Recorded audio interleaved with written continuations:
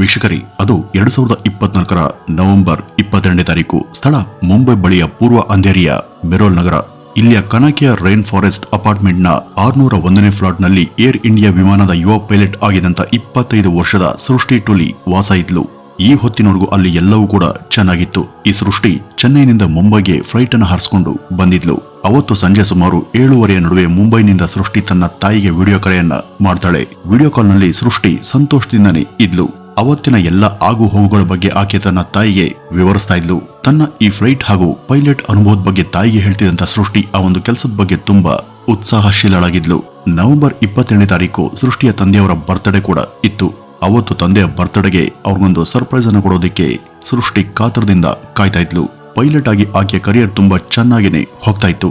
ಇತ್ತೀಚೆಗಷ್ಟೇ ಆಕೆಗೆ ಅಲ್ಲಿ ಪ್ರಮೋಷನ್ ಕೂಡ ಸಿಕ್ಕಿತ್ತು. ತನ್ನ ನೂತನ ಕೆಲಸ ಹಾಗೂ ಅದರ ಬೆಳವಣಿಗೆಯಲ್ಲಿ ಸೃಷ್ಟಿ ಎಂಜಾಯ್ ಮಾಡ್ತಾ ವೃತ್ತಿಯಲ್ಲಿ ತೊಡಗಿಸ್ಕೊಂಡಿದ್ಲು. ಅವತ್ತು ಈ ಎಲ್ಲ ವಿಷಯಗಳನ್ನು ಕೂಡ ತುಂಬಾ ಖುಷಿಯಿಂದ ಸೃಷ್ಟಿ ತನ್ನ ತಾಯಿಗೆ ತಿಳಿಸಿದ್ಲು. ಆದ್ರೆ ಇದೆಲ್ಲ ಆದಂತ ಮುಂದಿನ 4 ಗಂಟೆಯ ಒಳಗೆ ಆಕೆಯ ಜೀವವಿಲ್ಲದಂತ ಶವ ಆಕೆಯ ಫ್ಲಾಟ್ನಲ್ಲಿ ಕೇಬಲ್ ವೈರ್ಗಳಿಂದ ನೇತ್ ಹಾಕ್ತಂತ ಸ್ಥಿತಿಯಲ್ಲಿ ಪತ್ತೆಯಾಗುತ್ತೆ. ಅಷ್ಟು ಲವಲವಿಕೆಯಿಂದ ಇದ್ದಂತ ಆ ಸೃಷ್ಟಿ ಏಕಾಏಕಿ ಯಾಕೆ ಈ ರೀತಿ ಮಾಡ್ಕೊಂಡ್ಲು? ಇದಕ್ಕೆ ಕಾರಣ ಏನು? ಆ ರಾತ್ರಿ ನಿಜಕ್ಕೂ ಆಗಿದ್ದಾದ್ರೂ ಏನು? ಆಕೆ ವಾಸ ಇದ್ದಂತ ಆ ಕಟ್ಟಡದಲ್ಲಿ ಸಿಕ್ಕಂತ ಕೆಲ ಸಿಸಿಟಿವಿ ದೃಶ್ಯಗಳು ಹಾಗೂ ಫೋನ್ ಕರೆಯ ವಿವರಗಳು ಈ ಒಂದು ಕೇಸಿನ ಬಗ್ಗೆ ನೀವು ದಿಗ್ಭ್ರೂಢರಾಗುವಂತೆ ಮಾಡ್ತವೆ. ವೀಕ್ಷಕರೇ, ಈ ಸೃಷ್ಟಿ ಗೋರಖ್ಪುರದ ಯುವತಿ. ಈಕೆಯ ಪರಿವಾರ ಇಲ್ಲೇ ನೆಲೆಸಿತ್ತು. ಇಲ್ಲಿಯೇ ತನ್ನ ಸ್ಕೂಲಿಂಗ್ ಅನ್ನ ಮುಗಿಸ್ತಂತ ಸೃಷ್ಟಿ ಮುಂದೆ ಪೈಲಟ್ ಆಗುವಂತ ಹೆಜ್ಜೆಯನ್ನ ಹಾಕಿದ್ಲು. ಈ ಗೋರಖ್ಪುರದ ಮೊದಲ ಮಹಿಳಾ ಪೈಲಟ್ ಎಂಬ ಕೀರ್ತಿ ಕೂಡ ಆಕೆಯ ಹೆಸರಲ್ಲಿತ್ತು. ಇದೇ ಕಾರಣಕ್ಕೆ ಆಕೆಗೆ ಈ ವರ್ಷದ ಯೂತ್ ಐಕಾನ್ ಎಂಬ ಅವಾರ್ಡ್ ಕೂಡ ಬಂದಿತ್ತು. ಈಕೆಯ ತಾತ ಈ ಮೊದಲು ಇಂಡಿಯಾ ಪಾಕಿಸ್ತಾನ್ ವಾರ್ನಲ್ಲಿ ಭಾಗಿಯಾಗಿದ್ರು. ಅವರ ಹಾದಿಯಲ್ಲೇ ಹೊರಟಿದಂತ ಸೃಷ್ಟಿ 25ನೇ ವಯಸ್ಸಿಗೆ ಏರ್ ಇಂಡಿಯಾ ಪೈಲಟ್ ಆಗಿ ಆಯ್ಕೆಯಾಗಿದ್ಲು. ಈ ಸೃಷ್ಟಿಯದು ಕೂಡು ಕುಟುಂಬ. ಇವರ ಪರಿವಾರದಲ್ಲಿ ತಂದೆ ತಾಯಿ, ಸಹೋದರ ಸಹೋದರಿಯರು, ಅಂಕಲ್, ಆಂಟಿ, ಅಜ್ಜಿ ಎಲ್ಲರೂ ಕೂಡ ಇದ್ರು. ಇವರೆಲ್ಲ ಒಂದೇ ಮನೆಯಲ್ಲಿ ಒಟ್ಟಿಗೆ ವಾಸ ಇದ್ರು. ಕೆಲಸ ಸಿಕ್ಕ ನಂತರ ಸೃಷ್ಟಿ ಮುಂಬೈಗೆ ಶಿಫ್ಟ್ ಆಗಿ ಅಲ್ಲಿಯ ಒಂದು ರೈನ್ ಫಾರೆಸ್ಟ್ ಅಪಾರ್ಟ್ಮೆಂಟ್ ನಲ್ಲಿ ವಾಸ ಇದ್ಲು. ಈಕೆಯ ಫ್ಲಾಟ್ನ ಅಕ್ಕಪಕ್ಕ ಕೂಡ ಇತರ ಸಹೋದ್ಯೋಗಿಗಳು ಹಾಗೂ ಪೈಲಟ್ಗಳು ಕೂಡ ತಂಗಿದ್ರು. ಈ ಸೃಷ್ಟಿಯದು ಮೊದಲಿಂದನೂ ಕೂಡ ಬೋಲ್ಡ್ ಸ್ವಭಾವ. ಈ ಸೃಷ್ಟಿ ತನ್ನ ತಾತನ ರೀತಿ ಏರ್ ಫೋರ್ಸ್ ನಲ್ಲಿ ಕೆಲಸಕ್ಕೆ ಸೇರೋದಿಕ್ಕೆ ಬಯಸಿದ್ಲು. ಆದ್ರೆ ಆ ಒಂದು ಕೆಲಸ ಬೇಡಂತ ಇವರಜ್ಜಿ ವಿರೋಧ ಮಾಡಿದ್ರಿಂದ ಈ ಸೃಷ್ಟಿ ಪೈಲಟ್ ಕೋರ್ಸ್ ಅನ್ನ ಆರಿಸಿಕೊಂಡಿದ್ರು. ಇಲ್ಲಿ ಟ್ರೈನಿಂಗ್ ವೇಳೆಯಲ್ಲಿ ಆಕೆಗೆ ಹಲವು ಜನರ ಗೆಳೆತನ ಸಿಕ್ಕಿತ್ತು. ಅವರಲ್ಲಿ 27 ವರ್ಷದ ಆದಿತ್ಯ ಪಂಡಿತ್ ಕೂಡ ಒಬ್ಬ. ಈ ಆದಿತ್ಯ ಕೂಡ ತರಬೇತಿಯಲ್ಲಿ ಇದ್ದಂತ ಪೈಲಟ್. ಈ ಒಂದು ಪರೀಕ್ಷೆಯಲ್ಲಿ ಮುಂದೆ ಈ ಸೃಷ್ಟಿ ತೇರ್ಗಡೆ ಆದ್ರೆ ಆದಿತ್ಯ ವಿಫಲನಾಗಿದ್ದ. ಮೊದಲು ಕೋ ಪೈಲಟ್ ಆಗಿ ಸೇವೆ ಶುರು ಮಾಡದಂತ ಸೃಷ್ಟಿ ಮುಂದೆ ಪೈಲಟ್ ಆಗಿ ಬಡ್ತಿಯನ್ನ ಪಡೆದು ಪ್ರಮೋಷನ್ ಅನ್ನ ಗಿಟ್ಟಿಸಿಕೊಂಡು ಮುಂದೆ ಹೋಗ್ತಿದ್ಲು. ಯಾವುದೇ ಕೆಲಸವನ್ನು ಕೂಡ ನಿಷ್ಠೆಯಿಂದ ಸವಾಲಿನಂತೆ ಸ್ವೀಕಾರ ಮಾಡ್ತಿದ್ದಂತ ಸೃಷ್ಟಿಯ ಕರಿಯರ್ ನಲ್ಲಿ ಸೋಲನ್ನೋದೇ ಇರ್ಲಿಲ್ಲ. ಈ ಆದಿತ್ಯ 2ನೇ ಸಲ ಪರೀಕ್ಷೆನ ಬರೆದ್ರೂ ಕೂಡ ಪಾಸ್ ಆಗ್ಲಿಲ್ಲ. ಯಾಕೋ ಈ ಪೈಲಟ್ ಕೆಲಸ ತನಗೆ ಹೋಗ್ತಾ ಇಲ್ಲ ಅಂತ ಆದಿತ್ಯ ಹಳೆಯ ಕಾರುಗಳನ್ನ ಖರೀದಿ ಮಾಡಿ ಮಾರುವಂತ ಕೆಲಸವನ್ನ ಶುರು ಮಾಡಿದ್ದ. ಈ ಆದಿತ್ಯ ಹಾಗೂ ಸೃಷ್ಟಿ ಇಬ್ರು ಕೂಡ ರಿಲೇಶನ್ಶಿಪ್ ನಲ್ಲಿ ಇದ್ರು. ಈ ಆದಿತ್ಯ ಫರೀದಾಬಾದ್ ನಲ್ಲಿದ್ರೆ ಸೃಷ್ಟಿ ಮುಂಬೈನಲ್ಲಿದ್ಲು. ಈ ಆದಿತ್ಯ ಸಮಯ ಸಿಕ್ಕಾಗೆಲ್ಲ ಮುಂಬೈಗೆ ಅವಳನ್ನ ಕಾಣುವಂತ ಸಲುವಾಗಿ ಬರ್ತಿದ್ದ. ಕೆಲವೊಂದ್ಸಾರಿ ಅವನು ಅವಳ ಜೊತೆ ಇಲ್ಲೇ ಉಳ್ಕೊಳ್ತಿದ್ದ. ಅದೇ ರೀತಿ ಅವತ್ತು ನವೆಂಬರ್ 22ನೇ ತಾರೀಕು ಕೂಡ ಈ ಆದಿತ್ಯ ಸೃಷ್ಟಿ ಜೊತೆ ಇದೇ ಒಂದು ಫ್ಲಾಟ್ ನಲ್ಲಿ ಇದ್ದ. ಅವತ್ತು ಸೃಷ್ಟಿ ತನ್ನ ತಾಯಿಯ ಜೊತೆ ವಿಡಿಯೋ ಚಾಟ್ ಅನ್ನ ಮಾಡ್ತಿದ್ದಾಗ್ಲೂ ಕೂಡ ಆದಿತ್ಯ ಅವಳ ರೂಮ್ ಅಲ್ಲಿ ರೆಸ್ಟ್ ಮಾಡ್ತಿದ್ದ. ಈ ಒಂದು ಕಟ್ಟಡದ ಸಿಸಿಟಿವಿಯ ದೃಶ್ಯಗಳಲ್ಲೂ ಕೂಡ ಇಬ್ರು ಒಟ್ಟಿಗೆ ಕಟ್ಟಡದ ಒಳ ಹಾಗೂ ಮೇಲಕ್ಕೆ ನಡೆದು ಹೋಗ್ತಿರುವಂತಹ ದೃಶ್ಯ ಸೆರೆಯಾಗಿದೆ. ಅದರಲ್ಲಿ ಇಬ್ರು ಕೂಡ ಸಹಜವಾಗಿಯೇ ಸಂತೋಷದಿಂದನೇ ಇದ್ರು. ಅವತ್ತು ಅಲ್ಲಿಯ ರೆಸ್ಟೋರೆಂಟ್ ಒಂದರಲ್ಲಿ ಒಟ್ಟಿಗೆ ಡಿನ್ನರ್ ಕೂಡ ಮುಗಿಸ್ತಂತ ಅವರು ರೂಮ್ ಕಡೆಗೆ ಹೆಜ್ಜೆ ಹಾಕಿದ್ರು. ಆದಿತ್ಯ ಕೊಟ್ಟಂತ ಹೇಳಿಕೆ ಪ್ರಕಾರ ಅವತ್ತು ಡಿನ್ನರ್ ಆದ ನಂತರ ಇಬ್ರಿಗೂ ಯಾವುದೋ ವಿಷಯವಾಗಿ ಜಗಳ ಆಗಿದೆ. ಜಗಳದ ನಂತರ ಆದಿತ್ಯ ಆ ಫ್ಲಾಟ್ ಅನ್ನ ಬಿಟ್ಟು ಹೊರಗಡೆ ಹೋಗಿದ್ದಾನೆ. ಅವನು ಅವತ್ತೇ ಕಾರನ್ನ ಹತ್ತಿ ಹೊರಟು ಹೋಗ್ತಾನೆ. ಆ ಒಂದು ಕಟ್ಟಡದ ಸಿಸಿಟಿವಿಯ ಸಾಕ್ಷಿಯಲ್ಲೂ ಕೂಡ ಅವನು ರಾತ್ರಿ ಸುಮಾರು 1:00 ಆ ಒಂದು ಫ್ಲಾಟ್ ಅನ್ನ ಬಿಟ್ಟು ಹೊರ ಹೋಗ್ತಿರುವಂತ ದೃಶ್ಯ ಸೆರೆಯಾಗಿದೆ. ಅಲ್ಲಿವರೆಗೂ ಜೀವಂತವಾಗಿದ್ದಂತ ಸೃಷ್ಟಿ ಕೂಡ ಅವನಿಗೆ ಸಂತೈಸಿ ವಾಪಸ್ ಕರೆಯುವಂತ ಸಲುವಾಗಿ ಅವನ ನಂಬರ್ಗೆ ಕಾಲ್ ಕೂಡ ಮಾಡಿದ್ದಾಳೆ.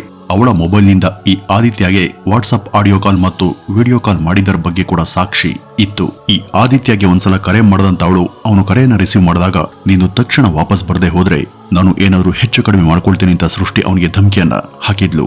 ಆಕೆ ಈ ರೀತಿ ಹೇಳಿದಾಗ ಆದಿತ್ಯ ಅದಾಗ್ಲೇ ಆಕೆಯ ಫ್ಲಾಟ್ ನಿಂದ ಸುಮಾರು 25 ಕಿಲೋಮೀಟರ್ ದೂರ ಬಂದಿದ್ದ. ಸೃಷ್ಟಿ ಈ ರೀತಿ ಹೇಳಿದ್ರಿಂದ ಸ್ವಲ್ಪ ಗಾಬರಿಗೆ ಈಡಾದಂತ ಆದಿತ್ಯ ಕಾರನ್ನ ಆಕೆಯ ಫ್ಲಾಟ್ ಕಡೆ ತಿರುಗಿಸಿ ಚಲಾಯಿಸಿದ್ದ. ಅವನು ಆಕೆಯ ಫ್ಲಾಟ್ಗೆ ಬಂದಾಗ ಅವಳ ರೂಮ್ ಒಳಗಿಂದನೇ ಭದ್ರವಾಗಿ ಲಾಕ್ ಆಗಿತ್ತು. ಎಷ್ಟು ಕೂಗಿದ್ರೂ ಕೂಡ ಅವಳು ಒಳಗಡೆಯಿಂದ ಪ್ರತಿಕ್ರಿಯೆಯನ್ನ ಕೊಡದೇ ಇದ್ದಾಗ ಈ ಆದಿತ್ಯ ಸೃಷ್ಟಿಯ ಗೆಳತಿಯಾದಂತ ಊರ್ಮಿಯ ಮನೆಗೆ ದೌಡಾಯಿಸಿದ್ದ. ಈ ಊರ್ಮಿಯ ಮನೆ ಆ ಒಂದು ಫ್ಲಾಟ್ ನಿಂದ ಸುಮಾರು 3 ಕಿಲೋಮೀಟರ್ ದೂರ ಇತ್ತು. ಅವನು ಅಲ್ಲಿಗೆ ಹೋಗಿ ಊರ್ವಿಗೆ ಇದೆಲ್ಲ ತಿಳಿಸಿ ಅವಳನ್ನ ಅಲ್ಲಿಗೆ ಕರ್ಕೊಂಬಂದಿದ್ದ. ಆಗ್ಲೂ ಕೂಡ ಇನ್ನು ಡೋರ್ ಲಾಕ್ ಆಗಿತ್ತು. ನೀನ್ಯಾಕೆ ಡೋರನ್ನ ತೆಗೆಯುವಂತ ಪ್ರಯತ್ನವನ್ನ ಮಾಡ್ಲಿಲ್ಲ ಅಂತ ಆ ಊರ್ವಿ ಅವನನ್ನ ಕೇಳಿದಾಗ ಅವನು ನನ್ನ ಹತ್ರ ಅದರ ಬೇರೆ ಕೀ ಇಲ್ಲ, ಅದಲ್ಲದೆ 1 ಗಂಟೆಯಿಂದ ಬಾಗಿಲು ಬಡಿದ್ರು ಕೂಡ ಅವಳು ತೆಗಿಲಿಲ್ಲ, ಅದಕ್ಕೆ ನಿನ್ನ ಹತ್ರ ಬಂದೆ ಎಂಬ ಅಸಂಬದ್ಧ ಉತ್ತರವನ್ನ ಕೊಟ್ಟಿದ್ದ. ಯಾವಾಗ ಡೋರ್ ಓಪನ್ ಆಗ್ಲಿಲ್ವೋ ಆಗ ಅಕ್ಕಪಕ್ಕದವ್ರಿಗೆ ಈ ಬಗ್ಗೆ ತಿಳಿಸಿ ಬಾಗ್ಲನ್ನ ತೆಗೆಸಿ ಅವಳಿಗೆ ಏನಾಗಿದೆ ಅಂತ ಅವನು ನೋಡ್ಬೇಕಿತ್ತು. ಈ ಸೃಷ್ಟಿ ಬಾಗ್ಲನ್ನ ತೆಗೆದೇ ಇದ್ದಾಗ ಒಳಗೆ ಅವಳಿಗೆ ಏನಾದ್ರೂ ತೊಂದರೆ ಆಗಿರ್ಬೋದಾ ಎನ್ನುವಂತ ಆತಂಕ ಅವನಿಗೆ ಇರಬೇಕಿತ್ತು. ಇದ್ಯಾವುದು ಕೂಡ ಇಲ್ಲದೆ ಅವನು ಯಾರಿಗೂ ಕೂಡ ಈ ಬಗ್ಗೆ ಹೇಳದೆ ಈ ಊರ್ವಿಯ ಮನೆಗೆ ಸೀದಾ ಬಂದಿದ್ದ. ಡೋರ್ ಲಾಕ್ ಆದಾಗಿಂದ ಮುಂದಿನ ಪ್ರತಿ ಕ್ಷಣ ಕೂಡ ತುಂಬಾ ಮುಖ್ಯ ಆಗುತ್ತೆ. ಅವನಿಗೆ ಸೃಷ್ಟಿ ಮೇಲೆ ನಿಜವಾದಂತ ಕಾಳಜಿ ಇದ್ದಿದ್ರೆ ಅವನು ಈ ಬಗ್ಗೆ ಬೇರೆಯವರಿಗೆ ಹೇಳಿ ಡೋರ್ ಅನ್ನ ತೆಗೆಸುವಂತ ಕೆಲಸವನ್ನ ಮಾಡ್ತಿದ್ದ. ಆದ್ರೆ ಆದಿತ್ಯ ಹಾಗೆ ಮಾಡಲಿಲ್ಲ. ಆದಿತ್ಯಗೆ ಡೋರ್ ಅನ್ನ ಓಪನ್ ಮಾಡೋದಕ್ಕೆ ಅಥವಾ ಈ ಒಂದು ವಿಷಯವನ್ನ ಇತರರಿಗೆ ಹೇಳೋದಕ್ಕೆ ಗೊತ್ತಾಗದೇ ಇದ್ರು ಅವನು ಡೋರ್ ತೆಗೆಯುವಂತ ಚಾವಿಯವರನ್ನ ಕರೆತರೋದನ್ನ ಇಲ್ಲಿ ಮರ್ತಿರ್ಲಿಲ್ಲ. ಆ ಒಂದು ಅಪರಾತ್ರಿಯಲ್ಲಿ ಅವನಿಗೆ ಈ ಕೀ ತೆಗೆಯೋರು ಎಲ್ಲಿ ಸಿಕ್ಕಿದ್ರು ಗೊತ್ತಿಲ್ಲ. ಅವನನ್ನ ಗಂಟೆಗಟ್ಲೆ ಹುಡುಕಿ ಕರೆ ತಂದಿದ್ದ. ಡೋರ್ ತೆಗೆದು ಅವನು ಅಲ್ಲಿ ನೋಡಿದಾಗ ಲಿವಿಂಗ್ ರೂಮ್ ಅಲ್ಲಿ ಸೃಷ್ಟಿ ಕೇಬಲ್ ವೈರ್ ಅನ್ನ ಬಳಸಿ ನೇಣು ಬಿದ್ದಂತ ಸ್ಥಿತಿಯಲ್ಲಿ ಕಾಣಿಸ್ಕೊಂಡಿದ್ದು ಅಂತ ಅವನು ಆಕೆಯ ಪೋಷಕರಿಗೆ ತಿಳಿಸಿದ್ದ. ಇದು ಒಂದ್ ಕಡೆಯಿಂದ ನಟ ಸುಶಾಂತ್ ಸಿಂಗ್ ಹತ್ಯೆ ಕೇಸ್ನಂತೆಯೇ ಕಾಣಿಸುತ್ತೆ. ಆದಿತ್ಯ ಅವಳ ಶವದ ಒಂದು ಫೋಟೋವನ್ನು ಕೂಡ ಕ್ಲಿಕ್ಕಿಸಿಕೊಂಡಿದ್ದಾನೆ ಹಾಗೂ ಒಂದು ಚಾಕುವನ್ನ ಬಳಸಿ ಅವಳ ಕತ್ತಿನ ಸುತ್ತ ಬಿಗ್ದಿದ್ದಂತ ಕೇಬಲ್ ವೈರ್ ಅನ್ನು ಕೂಡ ಕತ್ತರಿಸಿದ್ದಾನೆ ಹಾಗೂ ಆಕೆಯ ಶವವನ್ನ ಹತ್ತಿರದ ಆಸ್ಪತ್ರೆಗೆ ಸಾಗಿಸುವಂತ ಕೆಲಸವನ್ನು ಕೂಡ ಮಾಡಿದ್ದಾನೆ. ಆದಿತ್ಯ ಇಷ್ಟೆಲ್ಲ ಕೆಲಸಗಳನ್ನ ಈ ಊರ್ವಿಯ ಹೊರತು ಬೇರೆ ಯಾರಿಗೂ ಕೂಡ ತಿಳಿಸದೆ ಮಾಡಿದ್ದ. ಹಾಗೂ ಲಾಸ್ಟ್ ಅಲ್ಲಿ ಸೃಷ್ಟಿಯ ಸಹೋದರಿಗೆ ಕರೆ ಮಾಡಿ ಸೃಷ್ಟಿ ಇನ್ನಿಲ್ಲ ಅಂತ ತಿಳಿಸಿ ಅವತ್ತು ನಡೆದಂತ ಎಲ್ಲ ವಿಷಯಗಳನ್ನು ಕೂಡ ವಿವರಿಸಿದ್ದ. ಕೆಲವು ಗಂಟೆಗಳ ಮುನ್ನ ಸೃಷ್ಟಿಯ ಕರೆಯನ್ನ ಸ್ವೀಕಾರ ಮಾಡಿ ಅವಳ ಜೊತೆ ಸಂತೋಷದಿಂದ ಮಾತನಾಡಿದಂತ ಆಕೆಯ ಮನೆಯವರಿಗೆ ಮುಂದಿನ ಕರೆಯಲ್ಲಿ ಸಿಡಿಲಾಘಾತದ ಸುದ್ದಿಯೊಂದು ಅಪ್ಪಳಿಸಿತ್ತು. ಈ ಒಂದು ಸುದ್ದಿಯನ್ನ ಕೇಳಿದವರೇ ಅವರೆಲ್ಲ ಸ್ತಂಭೀಭೂತರಾಗಿ ಕುಳಿತಿದ್ರು. ಸೃಷ್ಟಿಯ ಅಂಕಲ್ ಒಬ್ಬರಿಗೆ ಈ ಒಂದು ವಿಷಯವನ್ನ ನಂಬೋದಕ್ಕೆ ಆಗ್ತಿರ್ಲಿಲ್ಲ. ನಂತರ ಆದಿತ್ಯ ಅವ್ರ ಜೊತೆ ಮಾತನಾಡ್ತಾ, ಅಂಕಲ್, ನಾವು ಅವಳಿಗೆ ತುಂಬಾ ಸಲ ಕರೆ ಮಾಡಿದ್ವಿ, ಏನು ರಿಪ್ಲೈ ಬರ್ದೇ ಇದ್ದಾಗ ಇಲ್ಲಿಗೆ ಬಂದು ನೋಡಿದ್ರೆ ಅವಳು ಈ ತರ ಮಾಡ್ಕೊಂಡಿದ್ಲು ಅಂತ ಹೇಳಿದ್ದ. ಆಗ ಅವರ ಅಂಕಲ್, ನೀನು ಅವಳನ್ನ ನೋಡಿದ ತಕ್ಷಣ ಅವಳ ಪಲ್ಸ್ ಚೆಕ್ ಮಾಡಿದ್ಯಾ ಅಂತ ಕೇಳಿದ್ರು. ಆ ಒಂದು ಪ್ರಶ್ನೆಗೆ ಆದಿತ್ಯ ತಬ್ಬಿಬ್ಬಾಗ್ತಾನೆ. ಆ ಒಂದು ಅನಿರೀಕ್ಷಿತ ಪ್ರಶ್ನೆಗೆ ಏನು ಕೂಡ ಮಾತನಾಡದೆ ಅವನು ಕಾಲನ್ನ ಕಟ್ ಮಾಡಿದ. ಇಷ್ಟೇ ಅಲ್ಲ, ಅವತ್ತು ಆಸ್ಪತ್ರೆಗೆ ಸೇರಿಸೋ ಮೊದಲು ಈ ಬಗ್ಗೆ ಆದಿತ್ಯ ಪೊಲೀಸ್ಗೂ ಕೂಡ ದೂರನ್ನ ಕೊಟ್ಟಿರ್ಲಿಲ್ಲ. ಆಗ ಸೃಷ್ಟಿಯ ಅಂಕಲ್ ಮೊದಲು ಈ ಬಗ್ಗೆ ತಾವೇ ಒಂದು ದೂರನ್ನ ಸಲ್ಲಿಸ್ತಾರೆ ಹಾಗೂ ಗೋರಖ್ಪುರದಿಂದ ಒಂದು ಫ್ಲೈಟ್ ಅನ್ನ ಹಿಡಿದ ತಕ್ಷಣ ಮುಂಬೈಗೆ ಬಂದಿದ್ರು. ಸೃಷ್ಟಿಯ ಸೋದರೊಬ್ಬರು ಈ ಆದಿತ್ಯ ಬಳಿ ಬಂದು ಸೃಷ್ಟಿಯ ಫೋನ್ ತಗೊಂಡು ಅದರ ಪಾಸ್ವರ್ಡ್ ಅನ್ನ ಓಪನ್ ಮಾಡೋದಕ್ಕೆ ಕೇಳ್ತಾರೆ. ಅವನು ಮೊದಲು ನನಗೆ ಗೊತ್ತಿಲ್ಲ ಅಂತಾನೆ ಹೇಳಿದ್ದ. ಆದ್ರೆ ಮುಂದೆ ಪೊಲೀಸ್ ವಿಚಾರಣೆ ಸಮಯದಲ್ಲಿ ಅವನು ಆ ಒಂದು ಫೋನ್ ಲಾಕ್ ಅನ್ನ ಓಪನ್ ಮಾಡ್ಕೊಟ್ಟಿದ್ದ. ಅಂದ್ರೆ ಅವನಿಗೆ ಅದರ ಲಾಕ್ ಏನು ಅಂತ ಮೊದಲೇ ಗೊತ್ತಿತ್ತು. ಆದ್ರೂ ಅವನು ಸೃಷ್ಟಿಯ ಮನೆಯವರು ಕೇಳಿದಾಗ ಗೊತ್ತಿಲ್ಲ ಅಂತಾನೆ ಸುಳ್ಳು ಹೇಳಿದ್ದ. ನಂತರ ಈ ಸೃಷ್ಟಿ ಅಂಕಲ್ ಅವಳ ಫ್ಲಾಟ್ ಅನ್ನ ಒಂದ್ಸಾರಿ ಚೆಕ್ ಮಾಡಿದ್ರು. ಅಲ್ಲಿಂದ ಕೆಳಗಿನ ಫೈರ್ ಎಕ್ಸಿಟ್ ವರೆಗೂ ಒಂದು ಸ್ಟೇರ್ ದಾರಿ ಇತ್ತು.